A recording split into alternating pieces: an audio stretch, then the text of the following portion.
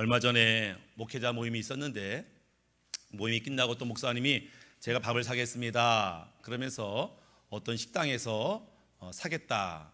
그래서 모르는 식당이었어요. 그래서 그게 어디 있습니까 했더니 그분이 주소를 보내줘서 제가 찾아갔습니다. 그렇게 약간 허름해 보였지만 아주 음식이 맛있어서 내가 또 와야 되겠다 이런 생각을 했습니다. 며칠 지나서 아내와 함께 가야 되겠다 마음 먹었는데 그 식당 이름이 생각이 나지 않는 거예요. 식당이 뭐지? 또 그때 꼬불꼬불 가가지고 위치도 가물가물해서 가기가 애매한 거예요. 혹시 몰라서 봤더니 이 내비게이션을 검색했더니 제가 검색했던 주소가 찍혀 있었습니다. 여기 있네. 그래서 다시 한번 그 식당에 가게 됐습니다. 나는 잊었는데 얘가 기억을 하고 있는 거죠. 갔던 장소를 기억합니다. 근데 내비게이션을 보다 보니까 내가 갔던 장소만 기록된 게 아니고 내가 가지 않았던 장소도 기록되어 있어요. 이게 뭐지? 가만히 봤더니 내가 여기 가보지는 않았지만 검색을 해봤습니다. 얼마나 걸릴까? 얼마나 멀까? 시간은 어떨까? 검색해봤더니 얘가 기록을 한 겁니다. 쉽게 말하면 얘는 진짜로 차를 몰고 갔던 곳도 기록하지만 가지 않고 검색만 한 것도 기록을 합니다. 왜 이 얘기를 하냐면은 이게 우리의 뇌와 비슷하다는 거예요. 요즘 뇌과학이 발전하잖아요. 그래서 사람들의 뇌가 어떻게 활동하고 오른쪽 뇌는 좌측 뇌는 우측 뇌는 이러고 역할이 다 다른 것들을 밝혀내지요. 그 중에 뭘 밝혀냈냐면 사람의 뇌는 뇌 기억의 오류라고 하는 것이 있다라는 걸 밝혔어요. 쉽게 말하면 우리가 내가 어떤 일을 했어요, 어디를 갔어요, 그래야 기억합니다. 너 지난번에 어디 갔었잖아, 너 뭐 했잖아를 기억합니다. 그런데 우리 뇌는 내가 하지 않은 것도 기억해요. 어떻게? 상상한 것. 내가 지난번에 그렇게 상상했었잖아, 그렇게 한번 내가 공상을 했었잖아를 기억합니다. 마치 내가 실제로 했던 것처럼 기억을 해요. 그것을 사람들은 뇌 기억의 오류라 하지 않았거든요. 안 갔거든요. 안 했거든요. 그런데 한 것처럼 뇌가 기억하고 있더라. 이걸 밝혀냈어요. 그랬더니 어떤 똑똑한 사람들이 이거 잘만 하면 이거 인생에 도움 되겠는데 이렇게 생각을 했습니다. 우리가 다이어트를 하는데 실패를 많이 합니다. 우리가 한 며칠 굶을 수 있어요. 맘먹고 일주일 동안도 금식할 수 있어요. 그러면 한 5kg가 쭉 빠질 수 있겠죠. 제가 한번 일주일 내내 운동하고 등산하고 할 수 있어요. 일주일 내내 내가 몸에 좋은 음식만 먹을 수 있어요. 그러나 그 이상 지속하기가 어려워요.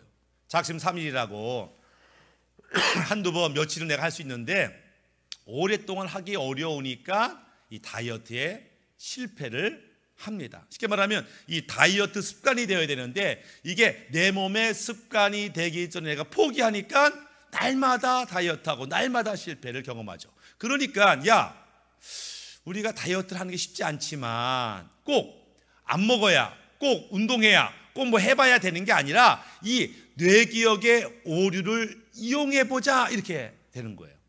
그래서 실제로 안 했지만 실제로 한 것 같으면 효과를 누리자. 예를 들어 이런 겁니다. 내가 이제부터 아침에 운동할 거야. 마음먹어요. 근데 운동하기 전에 상상하는 겁니다. 내가 7시에 알람 소리에 깨어납니다. 옷을 갈아입고 추리닝을 입고 운동화 신고 문을 탁 열었더니 날이 밝아요. 사람들이 출퇴근하고 있습니다. 거기를 걸어서 호수 공원에 갑니다. 꽃을 보고 나무를 보고 걷다가 뛰다가 30분 됐습니다. 이제 집에 가야지. 집으로 옵니다. 슈퍼를 들려서 집에 왔어요. 이거를 상상하는 겁니다.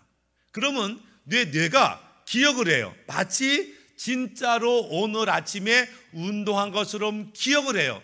근데 이 기억이 어떤 의미가 있냐면 우리 몸을 누가 지배하냐면 뇌가 지배해요. 뇌가 여기가 아픈데 손, 발이 마비가 돼요. 그러니까 뇌가 내 몸을 지배하는데 이 뇌가 나는 아침에 날마다 운동하지, 그러면 당연히 아침 7시 눈이 떠지는 일을 보게 되는 거예요. 그러니까 우리가 실제로 아침 7시에 운동도 해야 되지만 오늘 내가 운동 못했어? 괜찮아요. 상상만 하는 것만으로도 뇌세포가 오늘 운동했다고 기억을 하니 이것이 내 습관을 형성하는 데 굉장히 유익하다라고 하는 거예요. 그래서 우리가 늘 좋은 습관 갖겠다 했지만 늘 작심삼일 실패한 사람이 있다면 상상으로도 이것이 내 몸에 체질화되는 방법이 있다. 그리고 이 효과를 좀 더 명확하게 하기 위해서 한 가지 방법이 더 있는데, 단순히 매 순간순간을 어떻게 했다 그 과정만 기억할 게 아니라 그때 감정도 기억하는 거예요. 상상하는 겁니다. 내가 아침에 일어납니다. 아침에 일어났다, 이제 운동 시작한다, 이 설렘을 생각하는 거예요.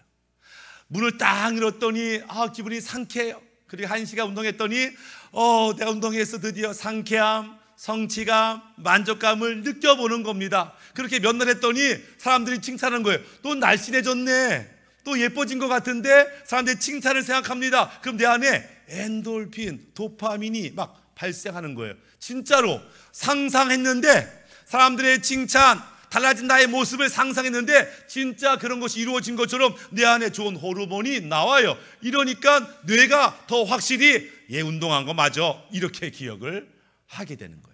우리 가운데 늘 연초마다 담배를 끊어야 되겠다, 늘 1년마다 3번씩 4번씩 담배 끊는 분 있잖아요.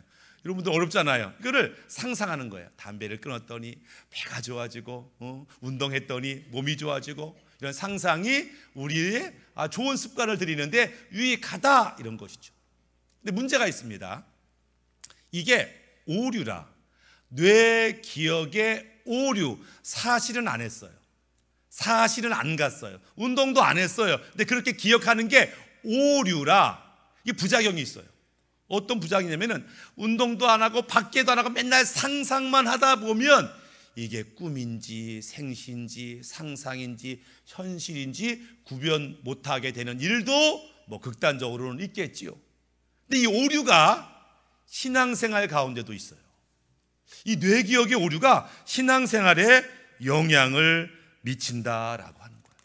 우리가 어릴 때부터 교회 다녔으면 아마 수백 번, 수천 번 교회 와서 말씀 듣고 예배하고 설교를 들었겠죠. 그러면 아마 반복적으로 듣는 말씀이 있어요. 사랑하라, 용서하라, 순종하라, 섬겨라, 충성하라, 이런 말씀 아마 많이 들었을 거예요. 근데 그냥 듣는 게 아니죠. 사랑하세요, 이것만 듣는 게 아니에요. 왜 사랑해야 되는지 성경 구절을 찾아 읽고, 예수님 시대에 예수님이 왜 이 말씀을 했는지, 예수님이 그렇게 했을 것 같은 상상하면서 이 말씀을 들어요.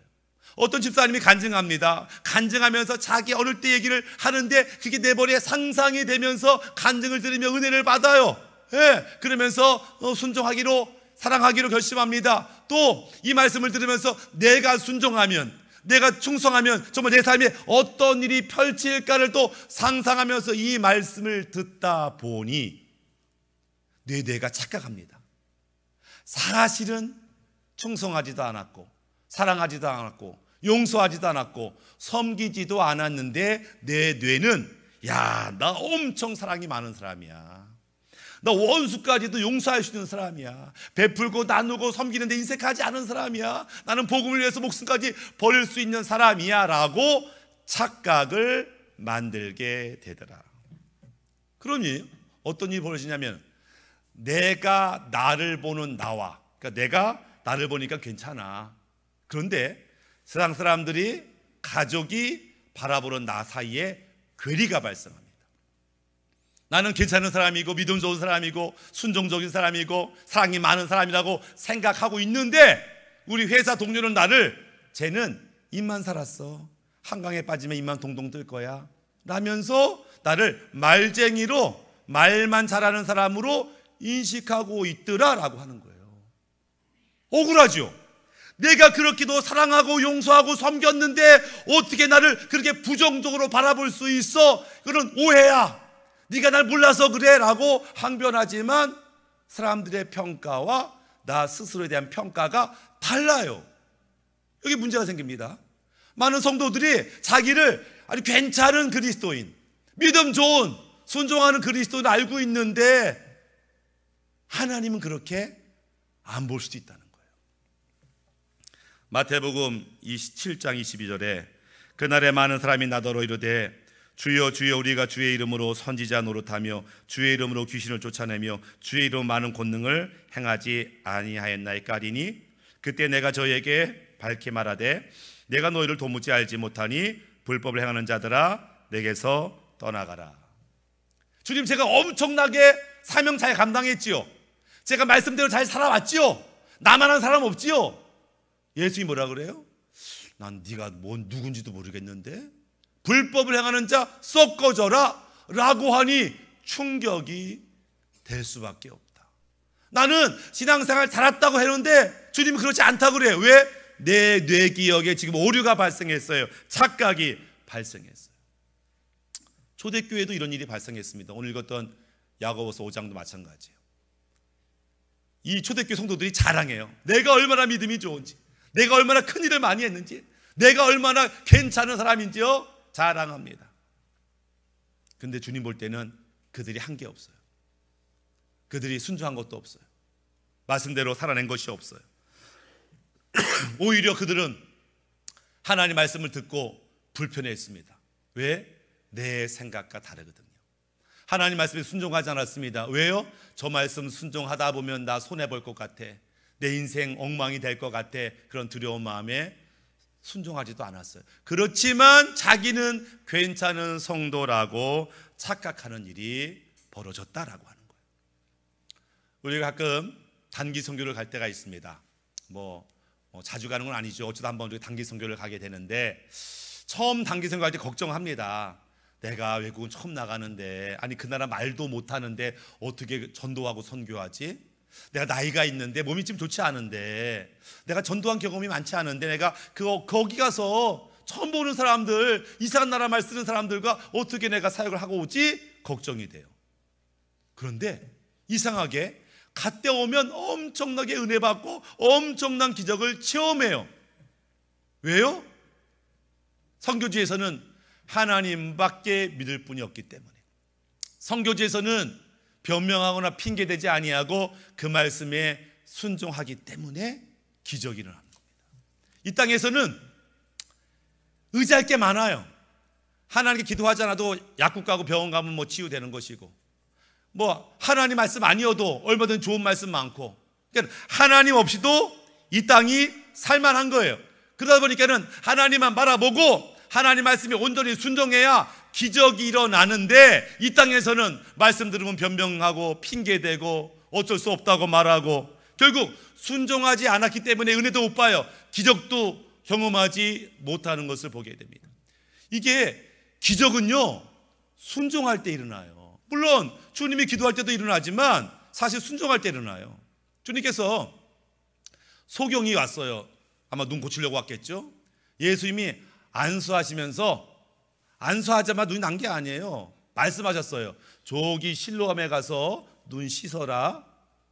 가지고 소경이 그냥 닦게 해주지 왜 어디 가라는 거야. 떠듬 가가지고 눈을 씻었더니 눈이 기적이 일어났어요. 어떻게 해요? 물론 기도하셨죠. 그러나 그한테는 순종했더니 나요. 문둥병자가 살려주세요 했더니, 그래? 그러면 너 제사장한테 너의 몸을 보여라. 알겠습니다. 안 났는데 제사장한테 보이러 갔더니 순종했더니 몸이 나요. 많은 사람이 기도했는데 왜 응답하지 않아요? 여러분 기억할 필요가 있어요. 우리가 기도할 때, 어떤 문제로 기도할 때 그 기도에 대한 하나님의 말씀이 있어요. 뭘 하라든지 결심하라든지 회개하라든지 그 음성을 들어야 돼요. 무조건 낫게 해주세요, 알아서 해주세요가 아니라 이 문제를 주 앞에 내려놓고 주님이 뭐라고 말씀하셨는지 들어야 되고, 순종할 때 기적이 일어나더라 라고 하는 거예요. 왜 선교지에서는 기적이 일어나요? 이 땅에서 왜 기적이 없어요? 주님만 바라보고 말씀에 순종했느냐 그렇지 않느냐의 차이예요. 착각의 차이가 아니고 순종의 차이가 있더라라고 하는 것입니다. 다른 의미로 뇌에 기억에 오류가 있어요. 그것은 뭐냐면, 예수님이 우리에게 마지막 유언처럼 남기신 말씀이 있는데, 땅끝까지 이르러 내 증인이 되리라. 그래서 우리가 증인의 삶, 전도의 삶이 한편으로는 부담이 되기도 하고 또 가장 중요한 사명으로도 알고 있어요. 그럼에도 불구하고 성도들 가운데 증인의 삶, 전도하는 삶, 선교하는 삶을 사는 사람이 그리 많지 않아요. 왜? 우리가 잘못된 기억의 오류 때문에. 어떤 오류? 세상이 뭐라고 말해요? 야, 쓸데없이 전도해가지고 사람 귀찮게 하지 말어. 그러니까 전도하는 사람 볼 때 사람들이 말하는, 세상이 뭐라고 그래요? 쓸데없는 짓 한다 그래요. 내 기분을 망쳤다고 말해요. 귀찮다고 말해요. 그 얘기를 들을 때마다 전도하는 것은 사람들을 귀찮게 하고 사람들을 화나게 하는 거구나. 왜? 다 그렇게 얘기하니까 세상 사람들이. 또 선교한다고 하면 야, 그 왜 위험한 선교지에 가서 왜 문제를 일으켜? 세상 사람들은 선교하는 것을 문제 일으킨다고 해요. 위험하다고 그래요. 그 얘기를 들을 때마다 선교는 위험하지. 선교는 문제를 일으키는 거지 라고 하는 이야기를 들으면서 맞아, 그런 문제 그렇게 귀찮게 하고 화나게 하고 이 상상 속에서 그것이 진리인 것처럼 받아들여요. 그러니까 내가 전도하려고 마음먹어도 불편해요. 선교하러 가는 것이 불편해요. 예, 왜요? 거짓된 메시지가 뇌에 기록되어 있기 때문에 그렇다. 우리는 뇌 오류, 착각 속에 사는 것이 아니라 하나님이 기뻐하는 삶을 살아야 되는데 어떻게 해요? 하나님 말씀에 순종함으로. 우리가 하나님 말씀을 듣고 이런 귀한 말씀이 있다니, 말씀에 은혜 받았어요. 이것도 좋지만 진짜 중요한 것은 하나님 말씀을 듣고 묵상하고 읽는 이유는 순종하기 위해서요. 목사님 오늘 말씀 너무 좋아요. 이게 그 목적이 아니에요. 그래서 내 오늘부터 이렇게 살겠어요 라고 결심하고 순종하는 것이 말씀의 목적이다라고 하는 거예요. 전도서 12장 11절, 지혜자들의 말씀들은 찌르는 채찍들과 같고 회중들의 스승들의 말씀들은 잘 박힌 못 같으니 다 한 목자가 주신 바이다. 하나님 말씀은 두 가지 비유래요. 첫 번째는 찌르는 채찍이라, 두 번째는 잘 박힌 못이라 이렇게 말해요. 찌르는 채찍. 이 채찍이라는 단어가 도르본이라는 단어인데 이 단어가 어디에 나오면 시편 23편에 나옵니다.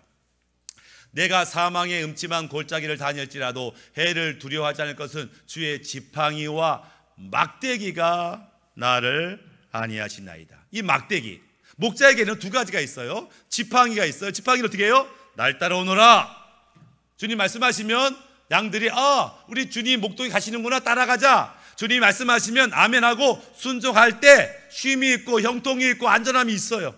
근데 어떤 양과 염소들이 날 따라오느라 주의 말씀에 순종하지 않고 곁길로 갑니다. 절벽길로 갑니다. 가시밭길로 갑니다. 목자가 봤어요. 야, 거기 위험해 라고 때리는 게 뭐예요? 막대기, 도르본, 막대기. 오늘 전도서 12장에서 하나님 말씀은 너희에게 이 막대기 같아.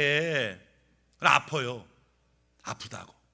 어떤 때는 주의 말씀이 아파요. 불편해요. 힘들어요. 정말 이 말씀대로 살아야 되는 겁니까? 너무 힘들어요. 힘들지만 해야 돼요. 왜? 그래야만 우리가 생명을 얻으니까.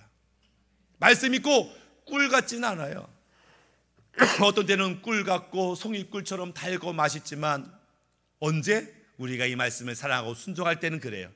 근데 우리가 곁길로 갈 때, 사망의 골짜기로 갈 때 갑자기 그의 말씀이 막대기가 돼서 우리를 때릴 때가 있어요. 아파요. 근데 아플 때 이 말씀을 듣고 돌이켜야 사는 겁니다. 맨날 단 거만 먹으면 이가 썩어요. 고혈압, 당뇨, 고지혈증, 죽고 가죠. 그럼 약을 먹잖아요. 약. 살기 위해서 약 먹는 것처럼. 몸에 좋은 약은 써요. 우리를 살리는 말씀, 이미 병들었고 불순종했고 잘못된 길로 가는 우리에게 하나님이 말씀을 주는데 이 말씀은 쓴 약 같아요. 아픈 말씀이에요. 근데 이 말씀을 순종할 때 우리가 살아날 수 있다라고 하는 겁니다. 두 번째 비율에 이 말씀은 잘 박힌 못 같다. 이 못은 우리 집안에 받는 그 못을 얘기하는 게 아니죠. 잘 박힌 못, 이스라엘 백성들은 목동의 삶을 살았습니다. 양을 끌고 광야에서 풀을 뜯기는데 밤이 됐어요. 어두워지는데 텐트를 치죠. 우리 옛날 여행 가면 텐트를 쳤잖아요. 지금 다 모텔 가지만 텐트를 딱 치는데 끈을 쭉 잡아 당겨서 말뚝을 박아요. 왜? 텐트 바람에, 비바람에 흔들리지 말라고, 날아가지 말라고. 잘 박힌 못이라는 것은 우리를 흔드는 사탄의 괴계가 있어요. 어려움이 있어요. 문제가 있어요. 그때마다 흔들리는 게 아니라 하나님 없는 거 아니야? 내 기도 안 들어주는 거 아니야? 이거 정말 하나님 나 살아는 거 맞아? 우리가 이 땅 살 때 어려움이 있을 때마다 흔들린다고. 그런데 하나님 말씀이 내가 잘 박혀 있으면 안전해요. 견고해요. 그렇게 말씀이 내 삶에 견고하려면 이해하는 것으로는 충분하지 않아요. 그 말씀에 순종할 때 우리의 삶에 변화가 있는 것을 보게 됩니다. 야고보서 2장 26절에 영혼 없는 몸이 죽은 것 같이 행함이 없는 믿음은 죽은 것이니라. 행함이 없는 믿음은 죽은 믿음이야. 다시 말해서 순종하지 않은 말씀은 너한테 그 말씀이 무슨 의미가 있겠어? 행함 없는 믿음이 아니라, 순종하지 않는 말씀이 아니라 하나님의 말씀은 순종하라고 주셨다. 두 번째, 이 순종할 때 우리는 즉시로 순종해야 된다는 거예요. 가끔 저한테 목사님 기도해 주세요 라고 부탁할 때가 있죠. 그럼요, 내가 집사님 기도하겠습니다 라고 약속했지만 바쁘다 보면은 내가 까먹을 때가 있어요. 며칠 지나서 생각이 났네. 어저께 집사님 수술인데 기도해 달라고 했는데 기도를 못했네. 어쩌면 좋냐. 미안해요. 송구스러워요. 약속했는데 약속을 못 지켰잖아요. 몇 번 반복되다 보니까 안 되겠다. 이렇게 해서는 안 되겠다. 그래서 어떻게 해요? 누가 기도 부탁하면 바로 기도하자. 목사님 기도하세요. 그럼 기도합시다. 그럼 바로 기도합시다. 전화해서도 바로 기도합시다. 가끔 카톡으로 목사님 이런 일이 있습니다. 기도해 주세요 하면 제가 네 기도하겠습니다 응답을 달기 전에 뭐예요? 기도합니다.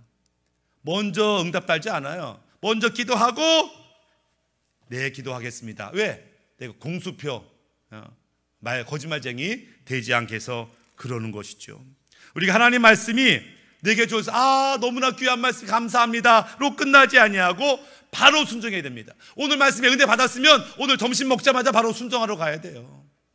월요일까지 기다릴 필요 없습니다. 화요일까지 기다릴 필요가 없어요. 왜? 사단이 가만히 있지 않거든요. 내가 주중에 순종하리라 사단이 할 수만 있으면 은혜 받은 것을 빼앗고 기억을 잃어버리게 만들어요. 마치 기름가밭의 말씀의 씨앗처럼 새들이 먹어버리는 것처럼 사탄이요 순종 못하게 은혜를 빼앗아 갑니다. 그러니까 나중에 순종하여야지 이건 어렵습니다. 은혜 받자마자 예배 끝나자마자 점심 먹자마자 얼른 순종하러 가는 것, 그것이 순종하는 삶이 되는 거예요. 말씀 듣자마자 순종하고 말씀 듣자마자 순종하고가 반복되면 어떻게 돼요? 이 순종의 삶이 체질화가 됩니다. 가끔 순종하면 이게 어려워요. 가끔 순종하면 그 순종한 기억납니다. 내가 17년 전에 순종했었지. 그 이후로 순종하지 못했어요. 오랜만에 순종한 기억나는 거예요. 근데 체질화가 되면 지난주에 뭐 순종했지? 뭐 했겠지. 나는 늘 순종하는 사람이니까. 이게 체질화가 되어야 된다. 체질화가 되어지면 어떤 일이 벌어지냐? 내가 나를 생각하는 것과 세상이 나를 생각하는 것이 똑같아져요. 이게 우리한테 필요합니다. 얼마 전에 설문조사가 있었는데 신앙이 없는, 종교가 없는 사람들한테 당신이 만약에 종교를 갖는다면 어떤 종교를 갖겠어요? 1위 불교. 이왕이면 불교 믿을 거야. 2위 천주교. 3위 기독교죠. 불신자 100명한테 물었어요. 당신이 만약에 종교를 갖는다면 어디 가겠습니다?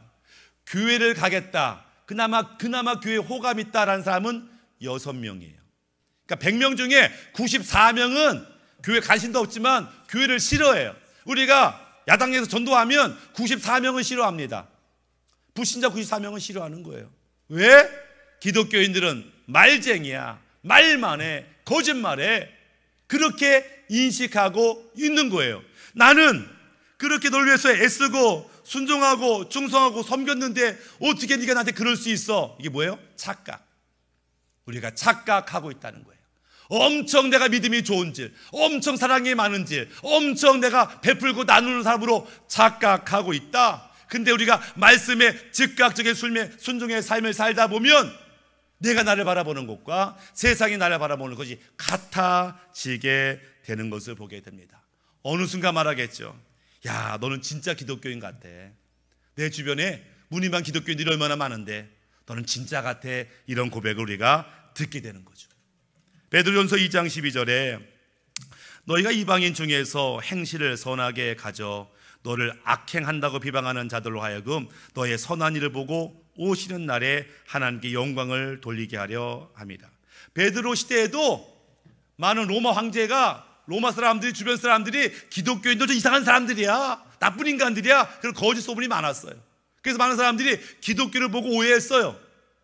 그런데 자세히 보니까 저 기독교인들이 엄청 사랑이 많네, 엄청 착한 일을 많이 하네, 약한 사람을 도와주네. 오, 우리가 잘못 알고 있었구나. 저 기독교인들 정말 선한 사람이구나 라고 하는 평가의 전환이 이루어지려면 지속적인 하나님 말씀의 순종, 그냥 깨달음만이 아니라 실제로 살아내야 하는 거예요. 그래서 기독교인을 보면서 와, 진짜 하나님이 살아계신 것 같아, 진짜 제대로 믿는 하나님이 도와주는 것 같아 라고 그들이 경험될 수 있어야 되는 거예요. 우리는 하나님 만나지만, 주의 음성 듣지만 불신자들은 들을 수 없거든요. 만날 수 없거든요. 다만 우리를 통해서 느끼는 거예요. 마치 우리는 거울처럼 하나님의 영광을 반사해서 오, 하나님이 있는 것 같은데 라고 느끼게 만들어줘야 되는 거죠. 베드로서 4장 11절에 만일 누가 말하려면 하나님의 말씀을 하는 것 같이 하고 누가 봉사하려면 하나님이 공급하신 힘으로 하는 것 같이 하라. 너의 삶 가운데 주님이 드러나는 삶을 살라라고 하는 거예요. 제가 해외 갈 때 비행기를 탈 때 이 스튜어디스를 보죠. 제가 스튜어디스를 많은 사람 봤는데 한 번도 욕하거나 짜증내거나 승질 부리는 스튜어디스를 본 적이 없어요. 아마 스튜어디스가 머리부터 발끝까지 다 복장 갈아입고 난 스튜어디스야, 멋지게 오늘 섬겨야지, 아마 그렇게 다짐하고 아마 이렇게 서빙도 하고 도와주겠죠. 그래서 그런지 스튜어디스가 그 복장을 딱 입은 상태에서는 빈틈이 없이 아주 멋진 모습을 보여줘요. 생각합니다. 저 여성이 저 복장을 벗은 다음에도 그렇게 행동할까? 아닐 거예요. 집안에서는 대충 굴러다니고 엄마한테도 말대꾸하고 아마 그럴지 모르겠어요. 근데 스튜어디스 복장을 다 입고 나서는 아주 절도 있고 예의 바르게 행동하죠. 복장이 중요합니다. 근데 성경에서는 우리에게 너희도 복장을 잘 갖추어라 이렇게 말해요. 갈라디아 3장 17절 누구든지 그리스도와 합하기 위하여 세례를 받은 자는 그리스도로 옷 입었느니라. 너희의 옷은 예수님이야. 예수님으로 옷을 입었다라고 하는 것은 사람들이 우리를 볼 때에 예수님으로 볼 수 있어야 한다라는 거예요. 나 하나님의 자녀야, 나 예수님의 제자야 라고 우리가 말하고 행동함을 통해서 와, 정말 예수님이 살아있어서 말씀하시는 것 같아, 예수님의 지혜 같아, 예수님의 능력이 나오는 것 같아 라고 우리를 통해서 주님을 볼 수 있게 하는 것, 나는 이제 하나님의 자녀답게 살아내는 것, 이것이 가능해야 된다라고 하는 거예요. 말씀을 마무리하면 혹시라도 우리가 우리의 신앙에 대해서 착각하고 있는 것은 아닐까. 우리가 누군가의 아우 저 집사님은, 저 권사님은 왜 저 모양이야? 라고 짜증낼 때가 있어요. 원망할 때가 있어요. 그 동일한 짜증과 원망이 나한테 옵니다. 아니 저 인간 목사라면서 어떻게 목사가 저럴 수가 있어? 이런 말로 들을 수밖에 없다면 나는 뇌의 착각으로 인해서, 오류로 인해서 잘못된 신앙생활을 하고 있는 것이다. 이제는 말씀 앞에 핑계 변명이 아니라 즉각적 순종을 통해서, 하나님 자녀다운 순종을 통해서 이제 우리를 바라보는 사람들의 생각과 판단도 달라질 뿐만 아니라 이 순종을 통해서 주님을 영화롭게 하는 우리의 삶이 되기를 주님의 이름으로 축복합니다. 아멘.